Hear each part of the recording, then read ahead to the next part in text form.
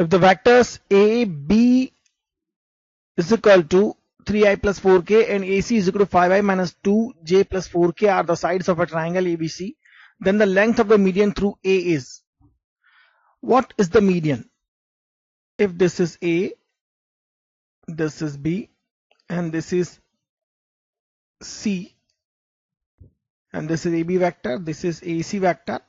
The median is the vector that connects midpoint of the BC vector to A. Through A, we want to find through A. So this, if this is the side, and if this point is M, midpoint of the BC is M, then AM is the required median.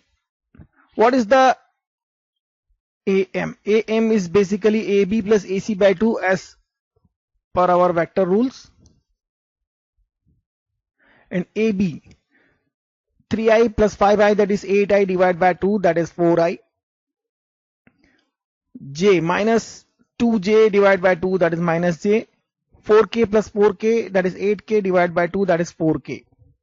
And we want to find modulus of this vector, that is the length of the median through A. This is under root 4 square, that is 16, plus 1 plus 16, that is root 33. This is the answer. That's a very simple question. J Mains 2013. Problem is very simple. The real number k for which the equation 2x cube plus 3x plus k is equal to 0 has two distinct real root in the interval 0 to 1. This kind of problem we solve with the help of differential calculus. Suppose this is the function and we need to examine the function with the tools of calculus.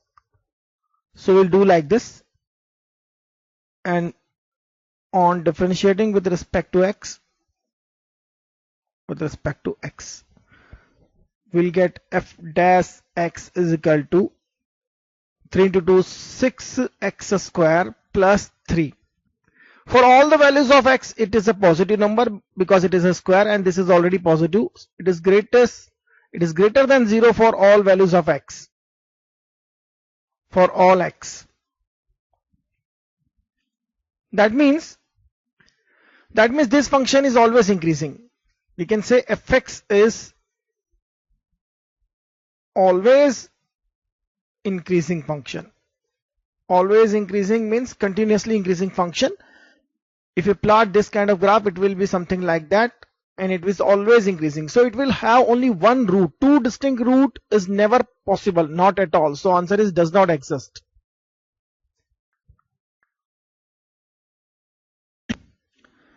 The sum of first 20 terms of the sequence 0.7, 0.77, 0.777 and so on is. This kind of problem we generally solve in school level, and it is very easy to solve this problem. Let us see this. First, what we will do, we will write this sequence in a rational form like 7 by 10 and 77 by 100 and 777 by 1000 and so on up to 20 terms, because we need to find the sum of 20 terms. Now what we can do, we can take 7 common. In fact, we can take 10 also common, but we'll do this later. 1 by 10 plus 11 by 100, 1 divided by 1000 and so on up to 20 terms. What we do next, we try to convert this in terms of 9. Why? Because we can take this 9 very easily like this, just divide by 9 and multiply it by 9. It will be 9 by 10 plus 99 by 10, 100 and 999 by 1000 and so on. What it will be the next? We can take again 7 by 9 here, and now we can write this as 1 minus 1 by 10, and that is the thing that we normally do. 1 minus 1 by 10 square plus and so on up to 20 terms. Now what next? This is 7 by 9. This is 1 minus 1 by 10. We can take 20 terms like this. 1 plus 1 plus 1, that is all 20. We can sum up like this. And minus, if we take minus sign common, what we can see? We can see here that if we take minus sign, this is the series of 1 by 10, 1 by 10 square and 1 by 10 cube, etc. So if the series is 1 by 10, 1 by 100 and so on, the first term is a, and that is equal to 1 by 10. The common ratio is also 1 by 10. So applying the formula of sum of the series up to 20 terms, that is a 1 minus r to the power n upon 1 minus r. So this is the a, that is the first term.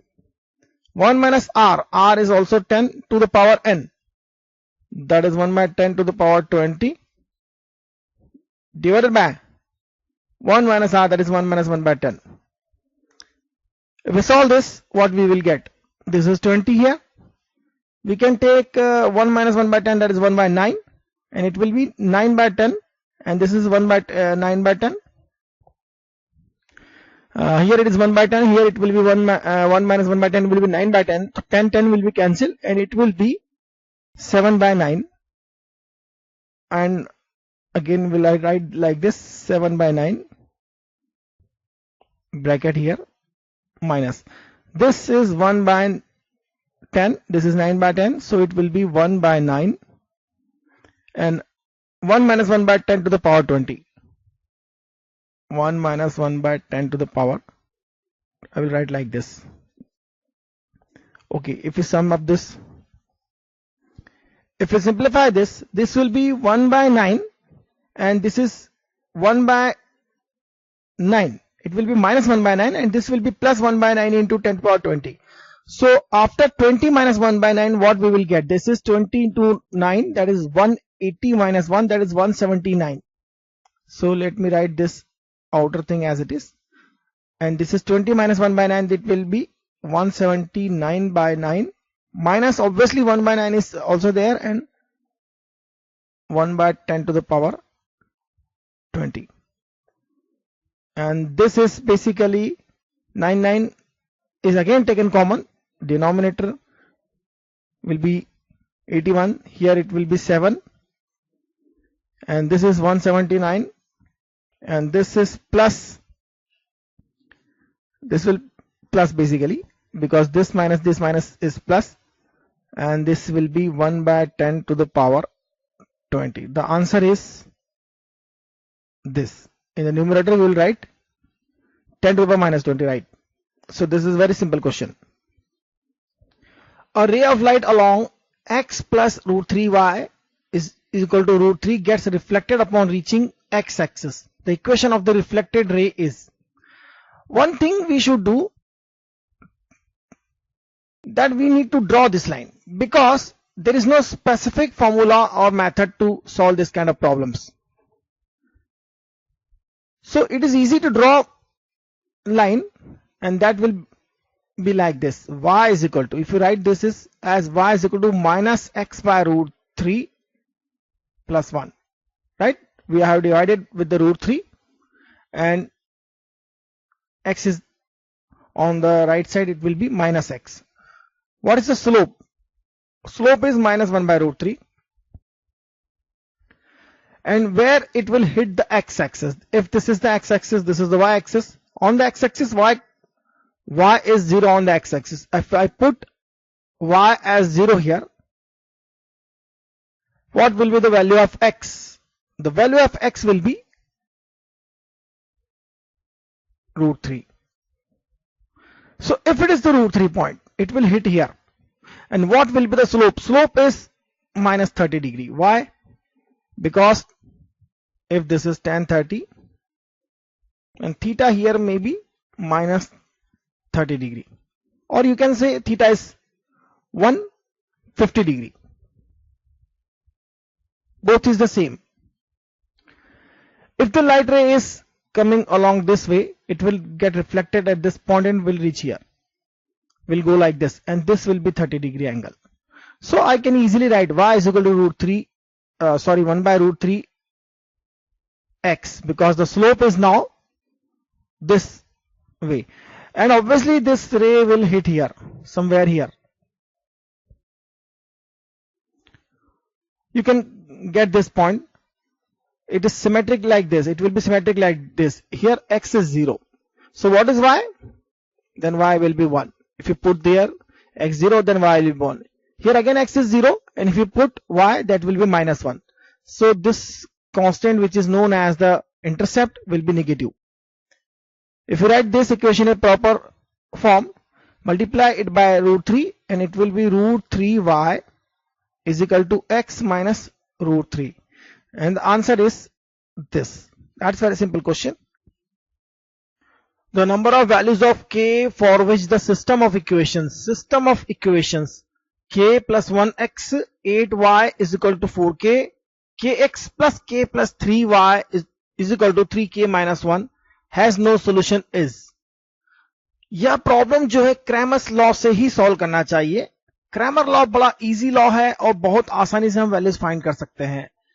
Delta x आपको पता है क्या होता है, delta आपको पता है क्या होता है.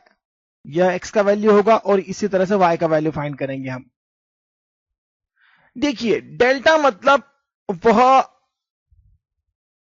डिटर्मिनेंट जो एक्स और वाई के कोफिशिएंट से मिलकर बना है. तो डेल्टा की वैल्यू फाइंड करना चाहिए और हमें एक्चुअली फाइंड क्या करना है हम समझेंगे पहले उससे क्यों फाइंड करना है और क्या वैल्यूज फाइंड करना है. System equation is no solution. No solution की केस कब आती है? जब न्यूमरेटर में नॉन जीरो हो और डिनोमिनेटर में जीरो हो. तो इसके लिए नो सॉल्यूशन के केस में हमें एक चीज चाहिए कि delta will be zero and delta x और delta y is not equal to zero. क्योंकि दोनों में से कोई एक भी नॉन जीरो है तो there is no solution. System of solution जो है वो इनकंसिस्टेंट होगा. लेकिन दोनों जीरो हो गए तो it will have infinite solutions. तो इसलिए इससे तो जीरो होना पड़ेगा और इसके लिए हम इसको मल्टीप्लाई करें k plus 1 into k plus 3, यह हो जाएगा k square and 3k into k it will be 4k plus 3 minus 8k. This is 8 into k that is minus 8k. यह हो जाएगा k square minus 4k plus 3 is equal to 0. It will give the values of k as 1 and 3. बड़ी आसानी से देख सकते हैं हम. 1 and 3 will be the values. So now we have to find delta x and delta y. Let us calculate delta x. Delta x is what? Delta x will be x के coefficients को हम 4k और 3k minus 1 से replace करेंगे. It will be 4k और यहां होगा 3k minus 1. यहां y का कोफिशिएंट एज इट इज रहेगा और डेल्टा x की वैल्यू फाइंड करते हैं, कैलकुलेट करते हैं इसे.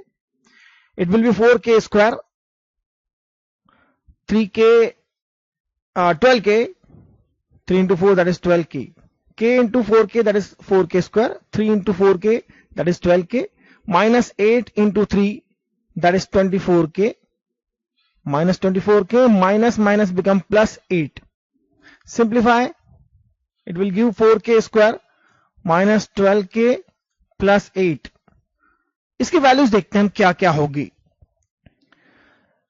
For k is equal to 1. For k is equal to 1, if you put k is equal to 1, it is 4 minus 12 plus 8, that is 0. तो एक बात देख सकते हैं कि 4 for k is equal to 1, delta x is 0. For k is equal to 3, we will calculate again. 3 into 3, 9, 4 into 4, 36, 36 minus 36 36 ये 0 होगा plus k, तो ये इट इज नॉट 0.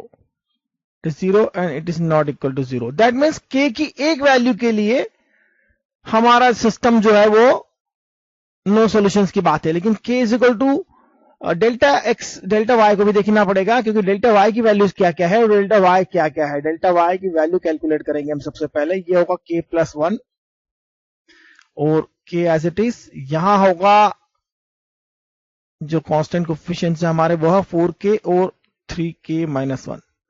सिंप्लीफाई करेंगे. ये 3k स्क्वायर और प्लस 3k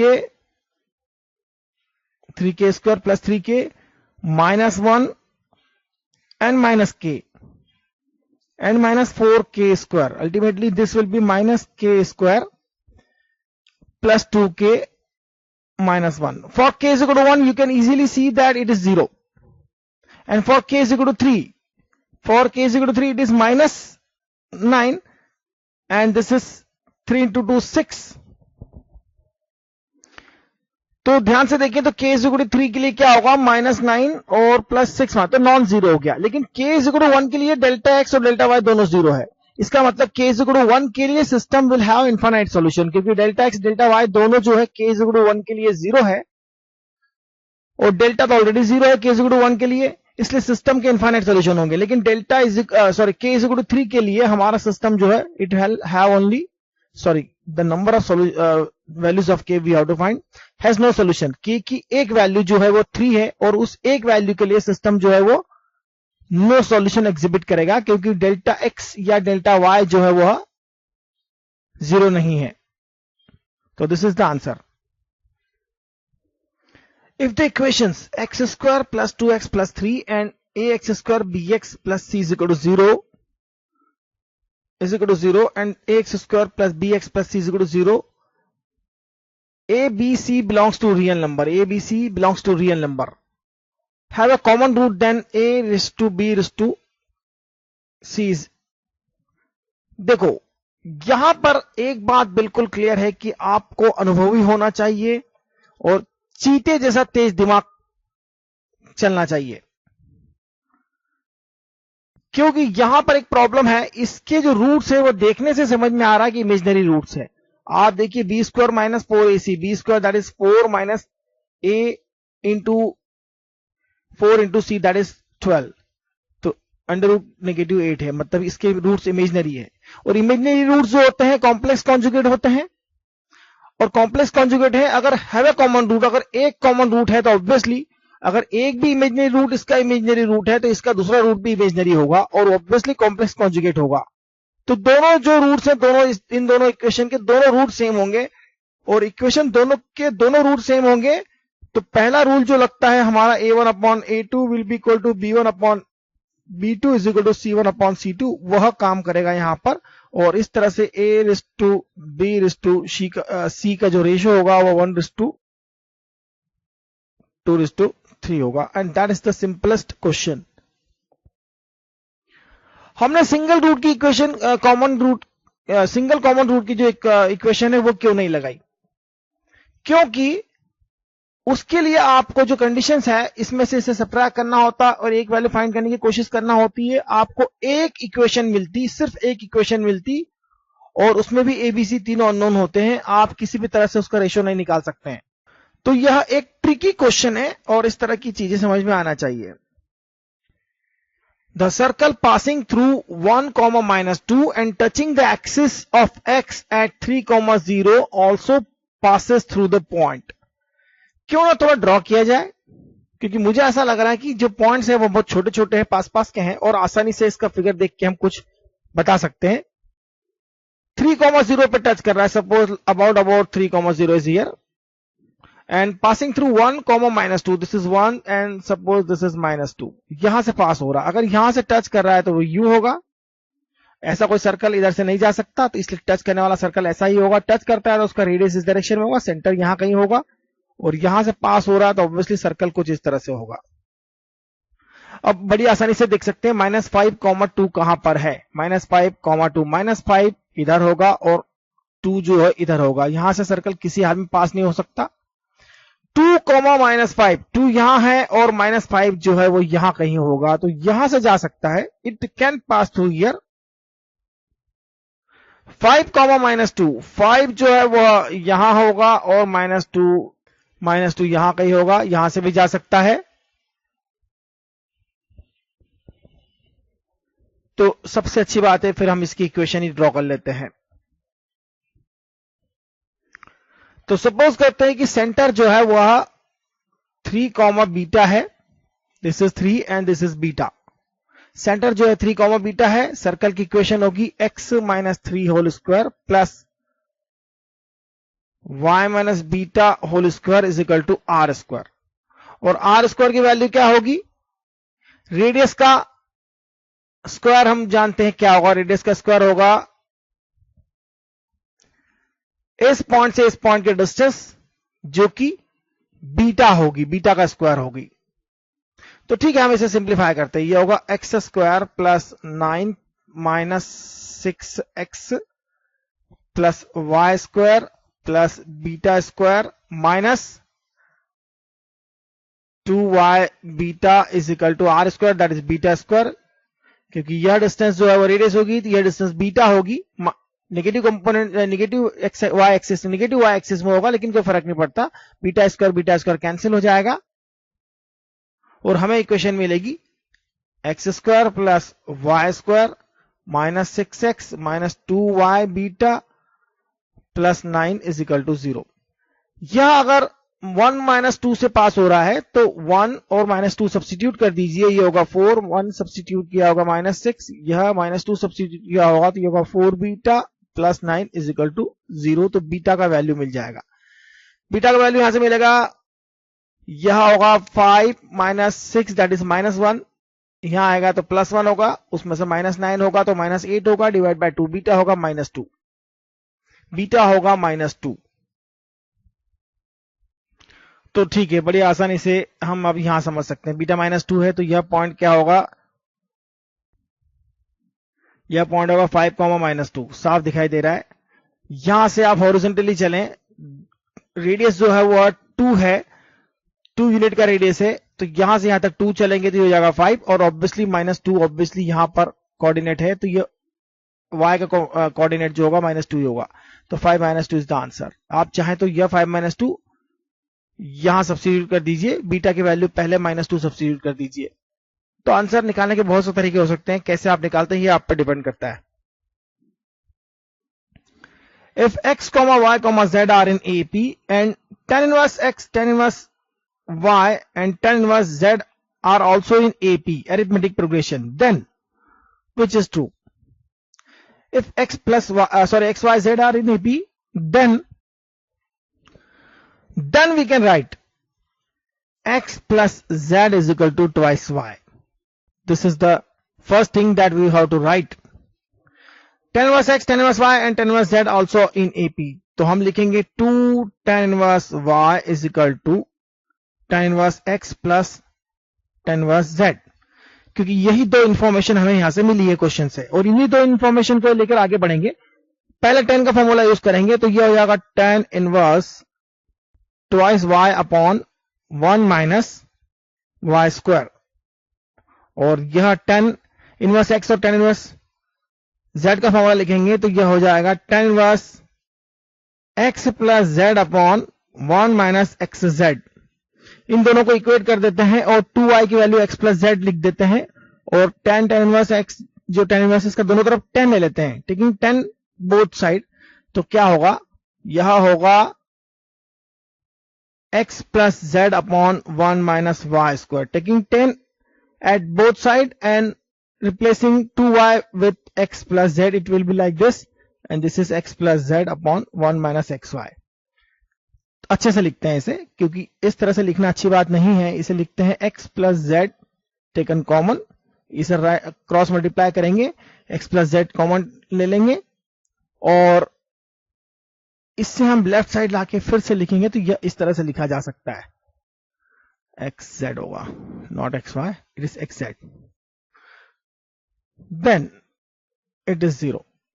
तो उसका दो मतलब हो गए, either x plus z is 0 और y स्क्वायर इज xz। तो अगर हम देखें कि कोई नंबर अगर AP में है as well as y square is equal to xz GP में भी है, तो इस पूरे का मतलब क्या होता है, इसका मतलब होता है x is equal to y is equal to z। इसको तो लेने का कोई मतलब नहीं है, इसका मतलब हो जाएगा x is equal to minus z, जो कि यहां पर कहीं पर भी आंसर में नहीं है, इसलिए इसका कोई मीनिंग नहीं है हमारे लिए, हम केवल इसी को ले सकते हैं। और इसको लेंगे अगर already x y z AP में है और x y z अगर GP में भी है, ये AP का कंडीशन, ये GP का कंडीशन, तो फिर x is equal to Y is equal to Z एकमात्र कंडीशन बचती है जो कि हम सॉल्व करते हुए आए हैं आज तक। जेईई मेंस 2013 के प्रॉब्लम देख रहे हैं। If F of X D X is equal to psi of X, इसका इंटीग्रेशन साई एक्स है, then integration of X to the power 5 F of X cube D X is equal to, देखिए एक बात हमें पता है कि x cube का डेरिवेटिव जो होगा 3x स्क्वायर होगा, और उसकी बेसिस पर हम इसे सिंप्लीफाई कर सकते हैं। What is this, x to the power 5 F of X cube D X. F of X cube तो हमारे पास नहीं है, लेकिन एफ एक्स फाइंड कर सकते हैं या एफ टी फाइंड कर सकते हैं। तो काम करते हैं, पहले तो हम X cube is equal to T substitute करते हैं, तो 3x स्क्वायर डी एक्स हो जाएगा डी टी। तो यहां पर इसे आप एक्स क्यूब और एक्स स्क्वायर लिख सकते हैं। एक्स क्यूब की वैल्यू हो जाएगी टी, और एक्स स्क्वायर डीएक्स की जो वैल्यू है dt बाय 3 हो जाएगी, तो ये हो जाएगा dt बाय 3। यह तो हो गया आपका x टू द पावर 5 का। और f ऑफ एक्स क्यूब इसकी जगह हम लिख सकते हैं f ऑफ t, क्योंकि x क्यूब जो है वो t है। अब यह प्रोडक्ट हो गया T F T D T. तो यहां पर हम एक बात जानते हैं, जिसका इंटीग्रेशन होता है, आसानी से इंटीग्रेशन होता है, उसको हम सेकंड फंक्शन की तरह लेते हैं।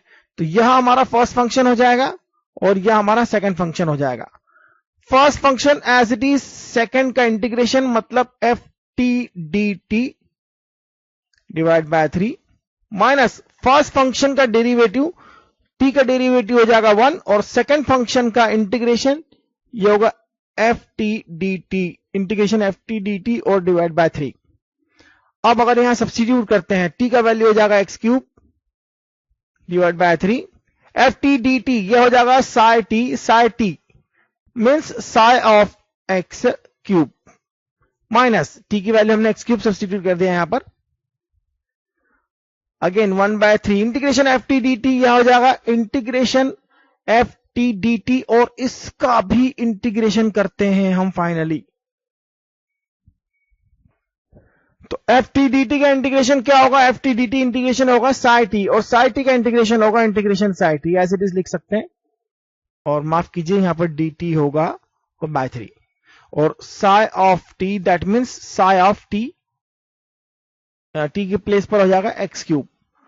तो फाइनली हो जाएगा x cube by 3 Sai X cube minus 1/3 integration of Sai X cube D T, और डी टी की प्लेस पर हम फिर से लिख सकते हैं 3x स्क्वायर dx, तो 3x स्क्वायर dx, 3 कैंसिल हो जाएगा, और यह हमारा आंसर होगा। देखिए आंसर कहां पर है हमारा, यह आंसर है 1/3 x cube Sai X cube minus 3, यहां 3 नहीं होना चाहिए, 3 कैंसिल हो गया, इसलिए यह वाला ऑप्शन होगा सही, माइनस है 3 cancel, X square psi X cube D X plus constant. So this is the answer, this is very good question. Limit X tends to 0 1 minus cos 2x 3 plus cos x upon x into tan 4x is equal to, that's a simple question. 1 minus cos 2x को हम लिख सकते हैं sin square x, twice sin square x, और 3 plus cos x को ज्यादा कुछ लिखने की जरूरत नहीं है। क्यों नहीं है, क्योंकि x टेंस टू 0 है तो cos x टेंस टू 1 होगा, 1 प्लस 3 दैट विल बी 4, तो इसलिए कोई प्रॉब्लम नहीं है। जहां तक tan 4x की बात है और इस x की बात है, यहां x मल्टीप्लाई कर देते हैं, यहां x मल्टीप्लाई कर देते हैं, यहां 4 मल्टीप्लाई कर देते हैं, यहां 4 मल्टीप्लाई कर देते हैं। अब हम पेयर वाइज देखते हैं क्या क्या हो रहा है। 1 क्या होता है, sin x upon x, x tends to 0 पर 1 होता है, तो sin square x upon X square tends to 1 हो जाएगा, ये 2 एज इट इज है, ये हो जाएगा 1। 3 plus 1 cos x, x tends to 0, cos x tends to 1, 1 plus 3 ये हो जाएगा 4, 4x और tan 4x, 10x upon x, 10ax upon x वाला फॉर्मूला है, ज्यादा कुछ समझाने की जरूरत नहीं है, यह भी 1 होगा, और डिनोमिनेटर में भी 4 है, क्योंकि ये 4 से मल्टीप्लाई किया था, क्योंकि यह 4x एक जैसा हो जाए। Answer is 2 Extremely simple question. Statement 1, the value of integral lower limit pi by 6 to upper limit pi by 3 dx upon 1 plus root of 10x is equal to pi by 6. Statement 2, limit of a to b integration fx dx is equal to a to b f of a plus x minus x dx. This is true because this is a formula that we know. This is true, that is because of it is a formula. और इसका integral हम करते हैं तो इसे किस तरह से लिखा जा सकता है? This is suppose I, that is pi by 6 to pi by 3 dx upon 1 plus 10x. We can write it as root of sin x upon cos x. So we can write it as root of sin x, root of cos x in the numerator, root of cos x here and root of sin x here. 10 को लिखा sin by cos और इस तरह से लिख सकते हैं. एक और तरीका है कि हम अगर सेकंड वाले फॉर्मूले का यूज करें तो a प्लस बी की वैल्यू क्या होगी? अपर लिमिट और लोअर लिमिट जो होगा पाई बाय 3 प्लस पाई बाय 6 जो होगा पाई बाय 2 होगा. तो यह होगा integration from pi by 6 to pi by 3 f of pi by 2 minus x, that is a plus b minus x. तो cos of pi by 2 minus x होता है sign of x, और यहां पर हो जाएगा साइन ऑफ एक्स, यहां पर हो जाएगा cos x, क्योंकि sine of pi by 2 minus x होता है cos x dx. If we add these two, numerator and denominator will be same. cos x sin x root में है, यहां भी cos x sin x root में sum up है, तो हम ट्वाइस i जो हो जाएगा pi by 6 to pi by 3. बहुत सिंपल क्वेश्चन है. शायद ज्यादातर लोगों को इसका आंसर पता होता है कि इसका आंसर जो होता है वो 1 होगा, क्योंकि आप देखिए यह कैंसिल हो जाएगा तो हो जाएगा 1, दैट इज dx. तो इंटीग्रेशन हो जाएगा 1, सम अप हो जाएगा, कैंसिल हो जाएगा, लिखने की जरूरत नहीं है. This is basically pi by 3 minus pi by 6, that is after integration it will B x, और x के upper limit pi by 3, lower limit pi by 6 है तो सबट्रैक्ट करना होगा. दिस इज पाई बाय 6, तो इंटीग्रल की value हो जाएगी पाई बाय 12. तो दिस इज फॉल्स बिकॉज यहां पाई बाय 6 लिखा हुआ है. So the answer is statement 1 is false, statement 2 is true.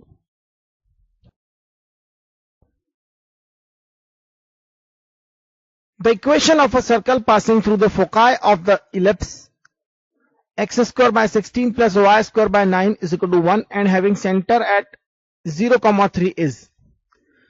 Let us draw something. अगर हमारा इलिप्स कुछ इस तरह से है, उसका फोकस कुछ इस तरह से है, और हमारा सर्कल जो है उसका सेंटर है 0,3. डू वन थिंग, पहले इसका a और b फाइंड कर लेते हैं. a जो है इसका 4 होगा क्योंकि a स्क्वायर 16 है, b जो होगा उसका 3 होगा क्योंकि b स्क्वायर 9 है, और a की वैल्यू b से बड़ी है इसलिए फोकाई जो होंगे x एक्सिस पर लोकेटेड होंगे. और यह b,0 होता है, मतलब यह कोऑर्डिनेट जो होगा 0,3 होगा. यह हमारे सर्कल का सेंटर है और पास हो रहा है इन पॉइंट से, इसका मतलब सर्कल कुछ इस तरह से पास हो रहा है.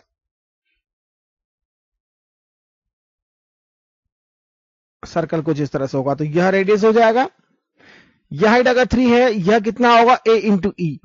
तो फाइंड करते हैं इसेंट्रिसिटी कितना होगा. इसेंट्रिसिटी होगा a square minus b square upon a square, that is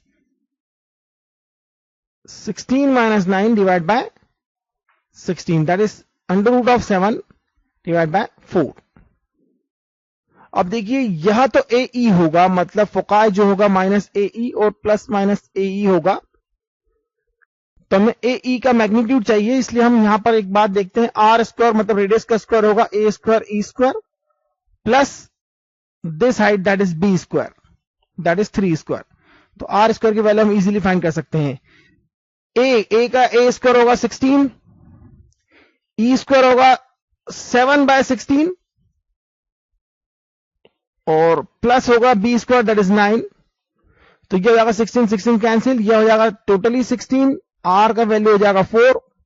circle का इक्वेशन लेकर हम लिखें, अगर जिसका सेंटर 0,3 पर है तो वो हो जाएगा x minus 0 whole square plus y minus 3 whole square is equal to R square that is 16. तो एक बहुत ही सिंपल सा क्वेश्चन है, सिंप्लीफाई करेंगे तो आपको जो आंसर है वो मिलेगा 1, क्योंकि X square plus Y square minus 6y plus 9 होगा, प्लस 9 में 16 जाएगा तो -7 होगा. सो this is the answer. A multiple choice examination has 5 questions. Each question has 3 alternative answers, of which exactly 1 is correct. Out of 3, only 1 is correct. The probability that a student will get 4 or more correct answer is just by guessing is. देखिए guessing is what? It is a random choice of a option. It is a random choice. Because you solve, you can reach to a particular option. But when you guess, you are going to get a random answer. So to get a correct answer, the probability of correct answer is suppose P, and that is simply 1/3 because it has one choice out of 3. And incorrect का probability जो Q होगा, that will be 2/3. Now getting 4 or more correct out of 5 attempts, you want to succeed by 4 times or at least 4 times or more than 4, that is 5 times. तो हमें जो probability find करना है वो P4 और P5 find करना है. This is a binomial distribution और यह होगा 5C4 cube P to the power 4, क्योंकि 4 सक्सेस चाहिए, और 2/3 to the power 1, एक जो चाहिए वो इनकरेक्ट चाहिए. 5C5, 5 out of 5 success, that is 1/3 to the power 5, and 2/3 to the power 0, that is 1. 5C4 is basically 5, and 3 to the power 5 will be in the denominator, and in the numerator there will be 2. Again 5C5, that is 1. Sorry, 5C4 is 5 and 5C5 is 1. And denominator 3 to the power 5. Numerator 1 to the power 5 is 5, and this is basically 1 itself. So what? 5 into 2, 10 plus 1, 11 divided by 3 to the power 5. Is it there? Yes, this is the correct answer. That's a simple question. The x coordinate of the center of the triangle that has the coordinates of midpoint of the sides as 0, 1, 1, 1 and 1, 0 is. These are the midpoints of the sides. Let me draw this. These are the midpoints. 0, 1 is something here. Not 0, 1 is something here. And 1, 1 is something here, and 1, 0 is here. These are the midpoints of the sides. एक बात हमें पता होना चाहिए, क्योंकि ये symmetrical है तो जो साइड्स होगी सिमेट्रिक होगी, और अगर ये मिड पॉइंट्स है तो जो साइड्स होंगी वो कुछ इस तरह से होंगी.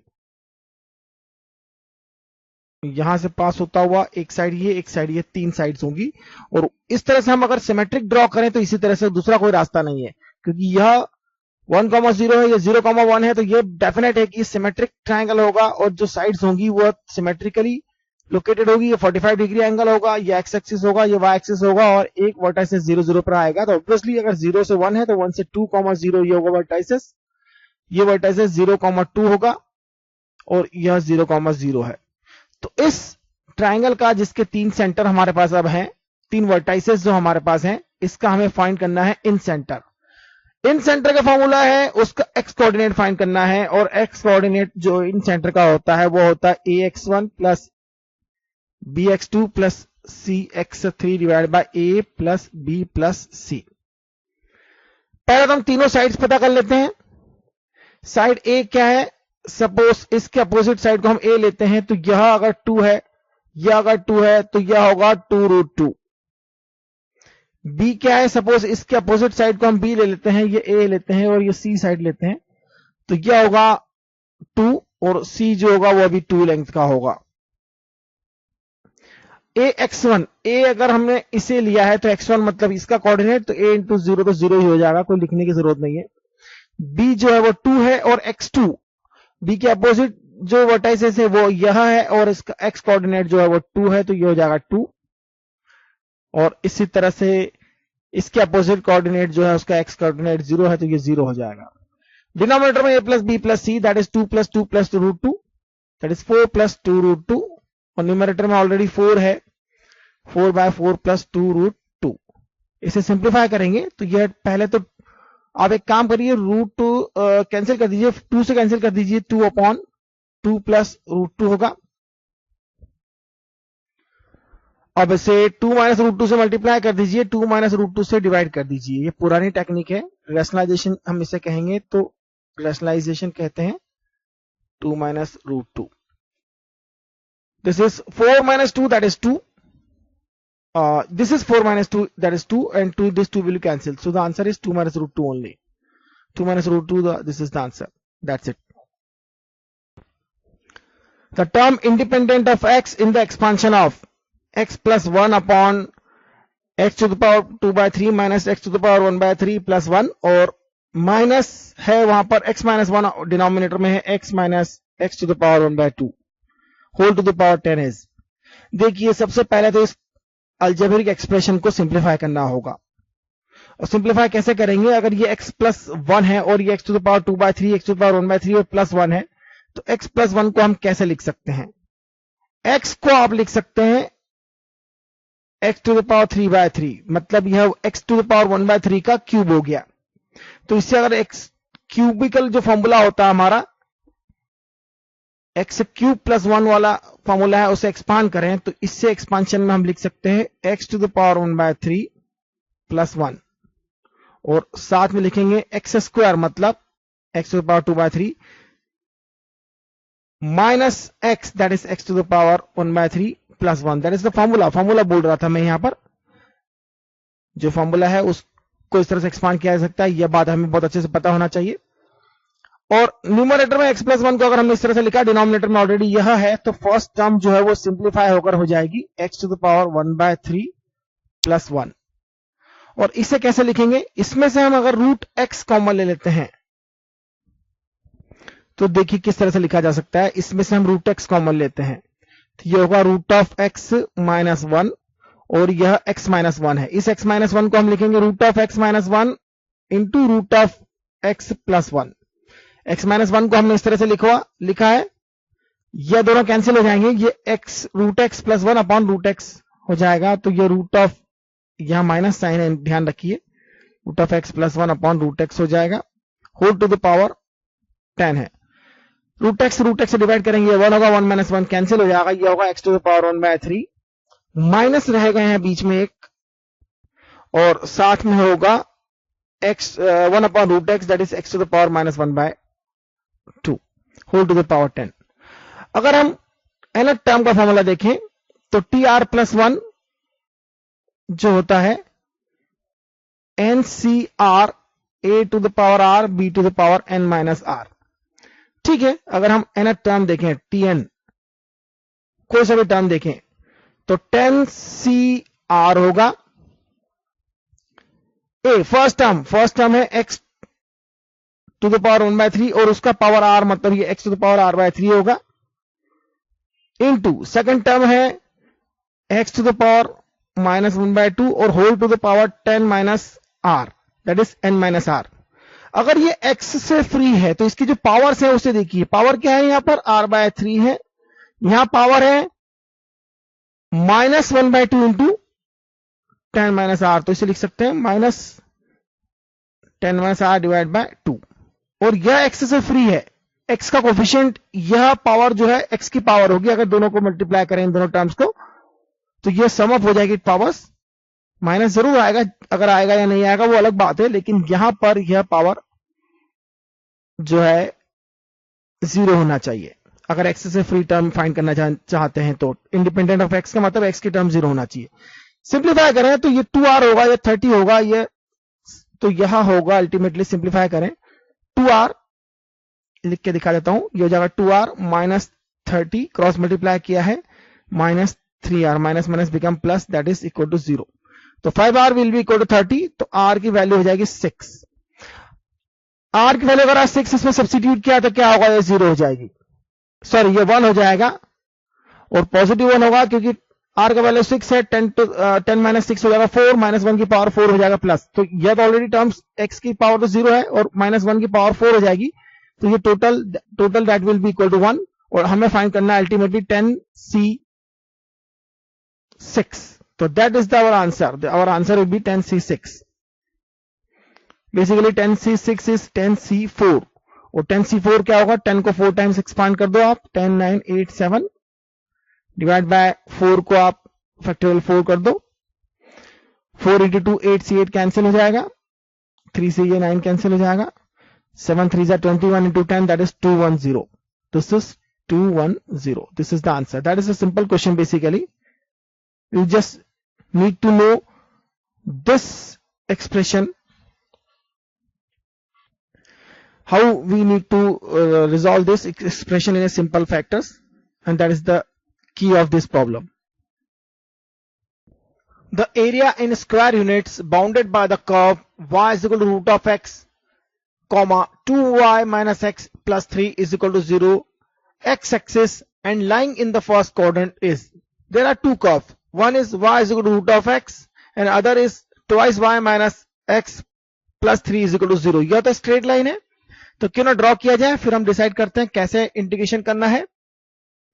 y is equal to root of x, basically y square is equal to x का इस तरह का फॉर्मेट है और y की केवल पॉजिटिव वैल्यूज लेंगे, सिर्फ इसीलिए इस क्वाड्रेंट में, फर्स्ट क्वाड्रेंट में ही ड्रॉ करेंगे, सेकंड क्वाड्रेंट में ड्रॉ नहीं करेंगे इसे हम. और यह लाइन कहां से पास होगी, अगर x 0 सब्स्टिट्यूट करते हैं तो y का वैल्यू जो होगा -3/2 होगा, मतलब यहां कहीं पर सपोज, और y 0 सब्स्टिट्यूट करते हैं तो x का वैल्यू हो जाएगा 3, मतलब यहां कहीं सपोज. अगर इसे मिला दे कुछ इस तरह से होगा ये, और हमें जो एरिया चाहिए वो फर्स्ट क्वाड्रेंट का एरिया चाहिए, bounded by X axis and this two curves and this is Y axis. तो यह एरिया चाहिए बेसिकली, और सबसे सही तरीका है कि हम इसे इंटीग्रेट करेंगे x dy की टर्म में. सबसे पहले फाइंड करेंगे यह कोऑर्डिनेट जो इन दोनों के पॉइंट ऑफ इंटरसेक्शन है, तो पहले फाइंड करते हैं इसे. x का वैल्यू यहां सब्स्टिट्यूट करेंगे तो यह हो जाएगा twice y minus y square plus 3 is equal to 0. तो यह हो जाएगा y square minus 2y plus minus 3 is equal to 0. तो यहां से y का जो वैल्यू मिलेगा वह मिलेगा 3 और -1. डेफिनेटली 3 जो है यह y पॉजिटिव क्वाड्रेंट में है, तो यह 3 होगा y, मतलब हमें इंटीग्रेट करना है यहां तक, कहां से, y 0 से लेके, तो 0 से लेके y 3 तक इंटीग्रेट करना है. dy means the value of, जो वेरिएबल है वो y है और उसकी लिमिट्स जो है वह, उसकी वैल्यू जो है वेरिएबल y की वैल्यूज होंगी 0 to 3. यह रिक्वायर्ड एरिया होगा. लेकिन यहां पर हमें एक बात का ध्यान रखना है, इन दोनों कर्व के बीच का एरिया चाहिए, तो हम जो है वह कुछ इस तरह से लिखते हैं. एक कर्व की इक्वेशन x1 लेंगे, दूसरे कर्व की इक्वेशन x2 लेंगे और dy. तो यह फॉर्मूला बेसिकली यूज करेंगे. तो यहां पर हमें इंटीग्रेशन करना है x1. अगर एक कर्व को हम x लेते हैं तो यह हो जाएगा x की वैल्यू 2y माइनस 3. इस कर्व को पहले लेंगे, इस कर्व को बाद में लेंगे, क्योंकि यह वैल्यूज जो है x की वैल्यूज इसके लिए बड़ी होंगी और ये छोटी होंगी, तो बड़ी माइनस छोटी करेंगे तो पॉजिटिव वैल्यूज आएंगी. इसलिए इस कर्व का x जो है 2y माइनस 3 होगा, तो यह हो जाएगा 2y माइनस 3 माइनस x की इसकी वैल्यू, तो यह x होगा 2y माइनस 3 वाला कर्व, इसके लिए x है और इसके लिए x जो है y स्क्वायर है, तो y स्क्वायर होगा. इंटीग्रेट करेंगे हम with respect to y from 0 to 3 dy. बहुत आसान है इसे इंटीग्रेट करना. 2y का इंटीग्रेशन होगा y स्क्वायर 0 से 3 तक, माइनस 3y होगा यह, माइनस y क्यूब बाय 3 होगा. 0 सब्स्टिट्यूट करेंगे सब 0 होगा, इसलिए केवल 3 सब्स्टिट्यूट करेंगे तो हमें आंसर मिल जाएगा. यह होगा 3 सब्स्टिट्यूट करेंगे तो 9 माइनस 9 एंड यहां प्लस आएगा, क्योंकि x अगर राइट में जाएगा x अगर राइट में जाएगा तो ये प्लस हो जाएगा, तो यहां प्लस आएगा, ये प्लस आएगा, तो ठीक है ये प्लस होगा और ये माइनस 9 हो जाएगा. 3 cube by 3 that is 9. So the answer is 9 units. This is the answer. That simple question. Let Tn be the number of all possible triangles formed by joining vertices of n-sided regular polygon. एक polygon अगर n-sided का लेते हैं तो एक बात पक्की है कि उसके सारे पॉइंट्स जो है वो कोलिनियर नहीं है. n साइड्स है, ठीक है। और ऑल पॉसिबल ट्राइंगल्स अगर फॉर्म करें तो number of all possible triangle एक पॉलीगॉन में हो जाएंगे सीधे सीधे NC3। क्यों? क्योंकि इनमें से कोई भी एक लाइन में नहीं है। अगर एक लाइन में पॉइंट्स आते हैं, कुछ लाइंस अगर एक लाइन में है, तो number of triangles formed by that points in a line we have to subtract from here. Then vertices of n-sided triangle, if tn plus 1 minus tn is equal to 10, then the value of n is, this is a simple question, tn plus 1 will be simply n plus 1 c3 minus tn, that is n c3 is equal to 10. n plus 1 c3 को हम लिख सकते हैं n c3 and NC2, इसे हम लिख सकते हैं NC3 plus NC2 minus NC3 is equal to 10. So NC2 is equal to 10. Solving further is very easy. NC2 is basically n minus 1 by 2 is equal to 10 and it gives n is equal to 5. That's a very simple question. इसके लिए आपको solve करने की जरूरत नहीं है, आपको पता होना चाहिए कि 5 into 4 होता है 10 into 2 that is 20. तो बहुत आसान क्वेश्चन है। If z is a complex number of unit modulus and argument theta, then argument of 1 plus z upon 1 plus z bar is equals. देखिए, अगर यूनिट मॉडुलस है तो हमेशा हम लिखते हैं z bar is equal to 1। ये पहली चीज है जो मैंने आपको बताया है लिखना चाहिए। और इससे हमें एक और चीज मिल जाती है कि z बार जो है 1 अपॉन z हो जाएगा यहां पर।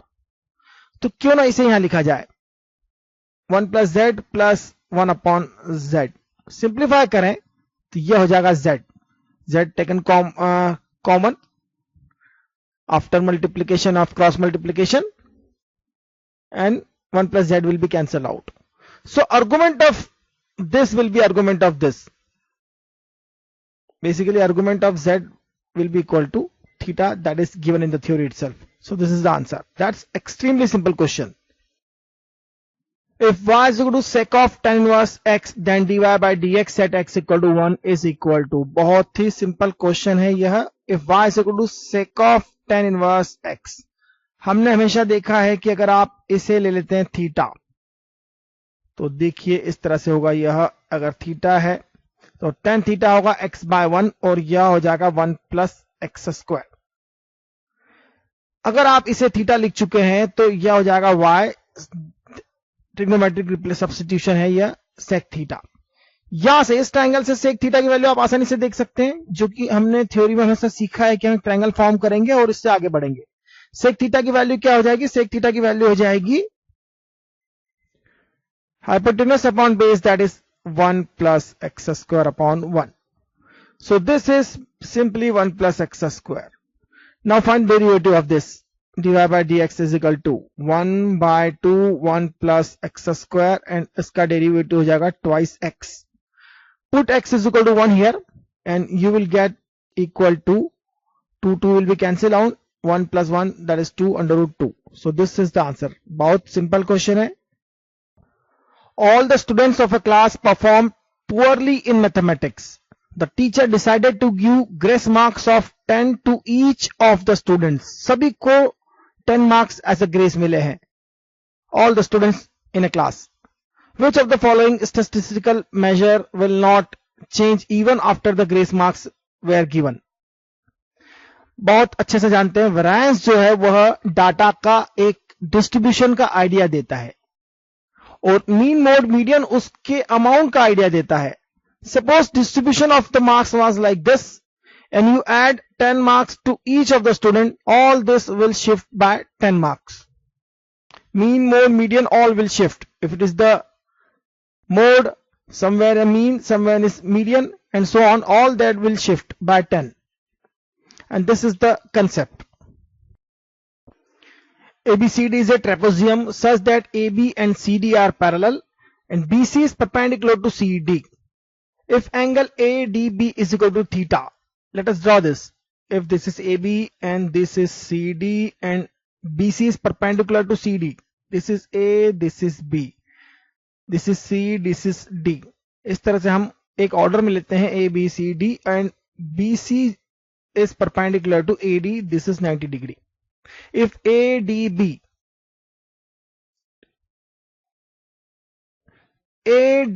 angle is theta, BC is equal to P, BC is equal to P, and CD is equal to Q, CD is equal to Q, then AB is equal to,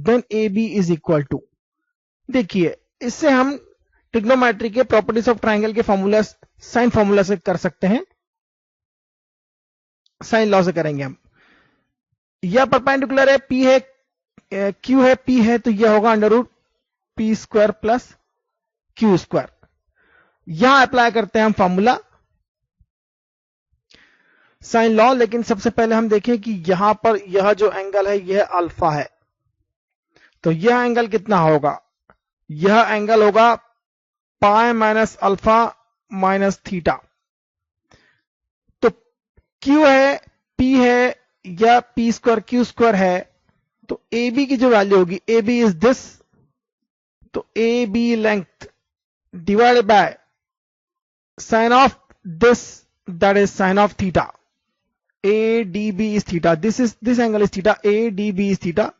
This is not theta. This is basically alpha, and this is theta only. So AB side divided by sine of other side, sine of opposite corner angle, that is AB upon sine theta. Now for this side we are applying this law, and P square plus Q square upon sine of this angle. This is sine pi minus alpha minus theta. This is sine pi minus theta is basically sine theta. तो हम इसे इसी तरह से लिखेंगे, sin alpha plus theta. तो अब बड़ी आसानी से AB की वैल्यू आप यहां से देख सकते हैं. AB की वैल्यू क्या होगी? AB की वैल्यू होगी under root P square plus Q square and sine theta. Denominator में साइन अल्फा एंड थीटा है, तो यह हो जाएगा sine A cos B plus cos A sine B वाला formula. Sine theta cos alpha plus cos theta sine alpha. Simplify करते हैं इसे हम. cos अल्फा की वैल्यू क्या होगी?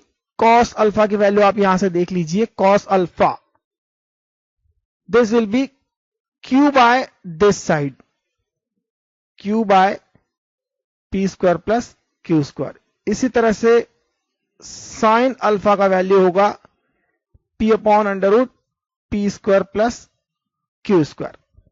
तो यह वैल्यू सब्स्टिट्यूट करेंगे तो न्यूमरेटर में हो जाएगा अंडर रूट और अंडर रूट मल्टीप्लाई होने से यह हो जाएगा P square plus Q square. Under root P square Q square, under root P square Q square, दोनों मिलाकर हो जाएगा P square Q square. Sine theta as it is रहेगा और यहां रहेगा साइन कॉस अल्फा जो था उसको हमने P by under root of this लिखा था, तो ये हो जाएगा, sorry Q by under root of this लिखा था, तो यह अंडर रूट वाला तो ऊपर जाके मल्टीप्लाई हो गया है और आपका Q जो है वह हो जाएगा साइन थीटा के साथ and P cos theta it will be here, P cos theta. Now this is, and this is the answer itself. You can check it out. If P is the matrix that is 1 alpha 3 1 3 3 2 4 4 is the adjoint of a 3 by 3 matrices A. What is matrices P? It is adjoint of matrices A, where A is a 3 by 3 matrix. And determinant value of A is equal to 4. Determinant value of A is equal to 4. Then alpha is equal to. एक बात का relation हमें पता होना चाहिए कि यहां अगर हम डिटरमिनेंट P का फाइंड करते हैं तो हमें determinantal value of A joint A भी कैलकुलेट करते हुए आना चाहिए और एडजॉइंट A की जो डिटरमिनेंटल वैल्यू होगी वो determinantal value of A to the power 3 minus 1, that is A to the power A minus 1 होता है, N minus 1 होता है. N is the order of the matrix which is 3 by 3. So we have to take 3. अगर 2 है तो 2 minus 1, अगर 2 by 2 का matrix है तो 2 by 2, 2 minus 1 होगा and so on. So this is determinant A square, that is 16 because it is given as 4. So let us calculate the determinant value of this and put it equal to 16. Calculating this, 3 into 4, 3 into 4, 12. So 1 into 12 minus 12 plus alpha into 3 into 2, 6 minus 4, that is 2, plus 3 into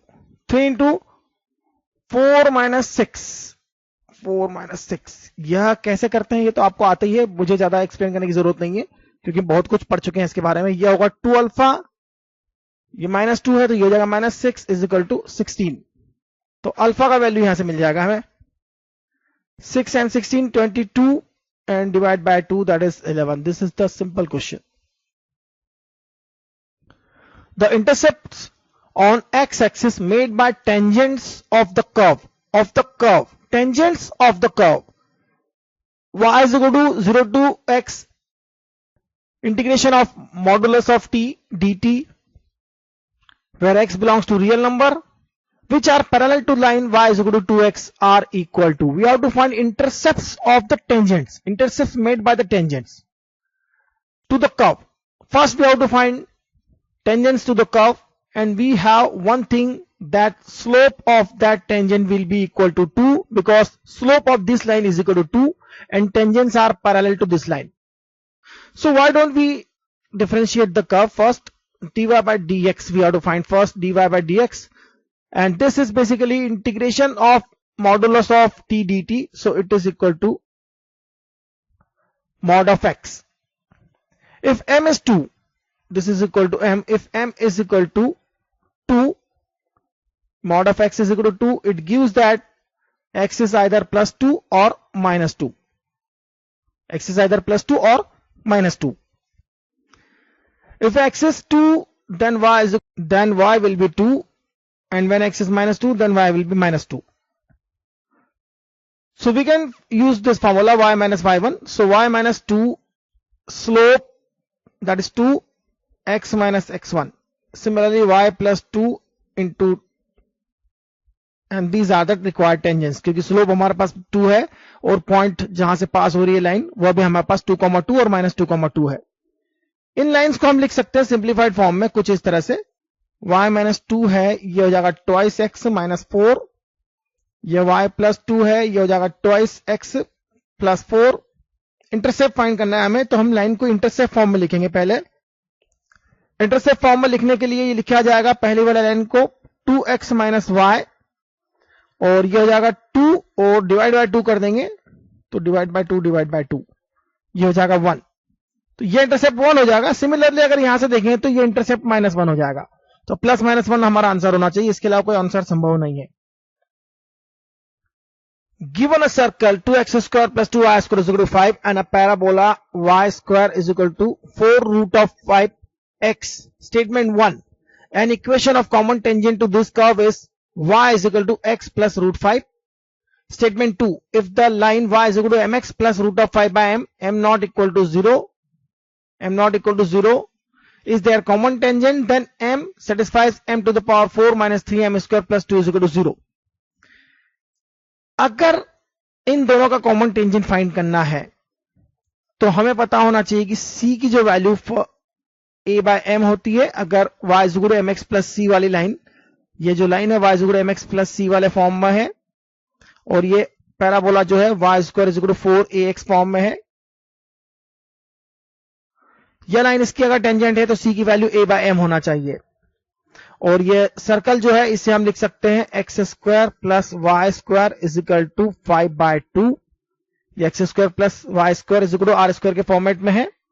तो c की value यहां से जो होगी वह होगी, circle पर अगर यह टेंजेंट है तो c की वैल्यू इसके लिए होती है r into √1 plus m square. Plus minus भी होता है यहां पर.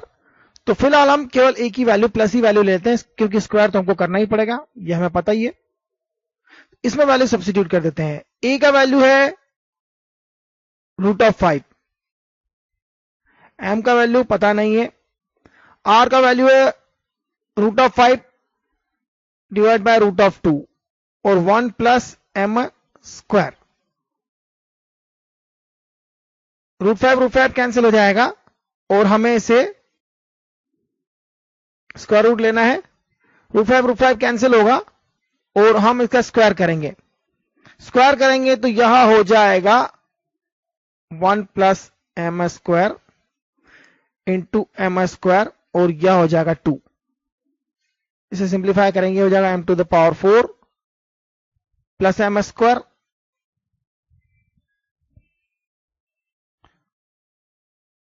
And minus 2 is equal to 0।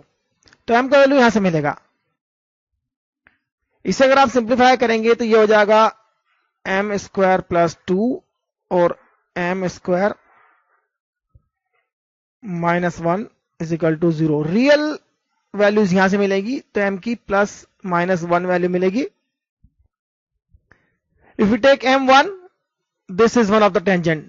No problem. This is one of the tangent. If we take 1 as m, this will be the one of the tangent, because in this case the c will be r, that is root 5 by root 2, and if we take 1, this will be root 2. So this is root 5.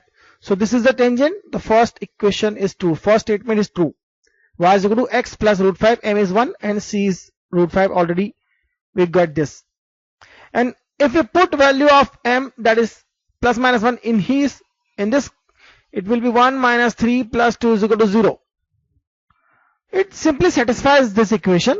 This statement is true, but this is not the statement, any type of correct statement with this.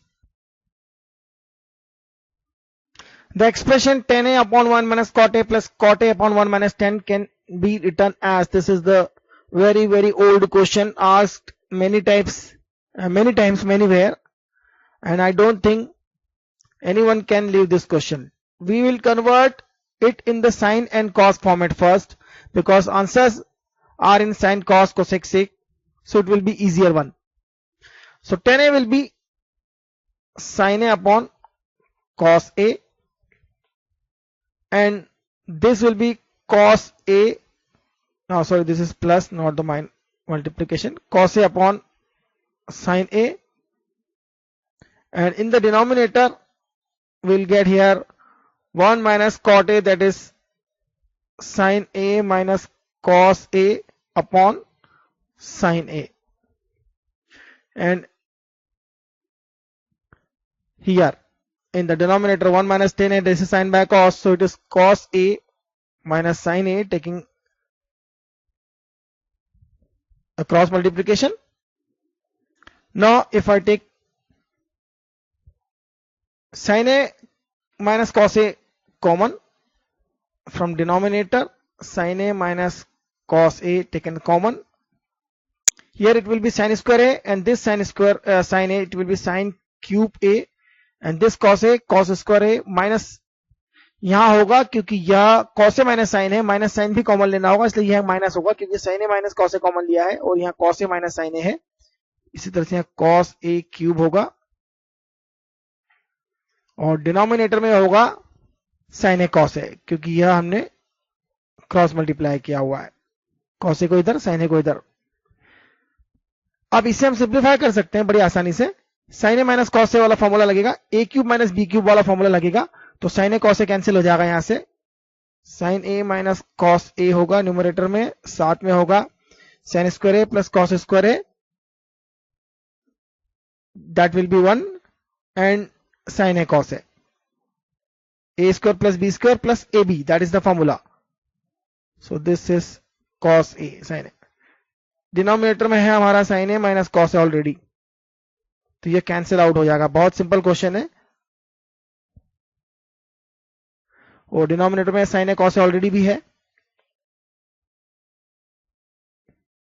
sin a cos a यहां भी है, तो यह हो जाएगा 1 upon sin a cos a 1, this divided by this is 1, and 1 upon sin a cos a, it will be cosec a sec a, that is the answer. So this is the answer.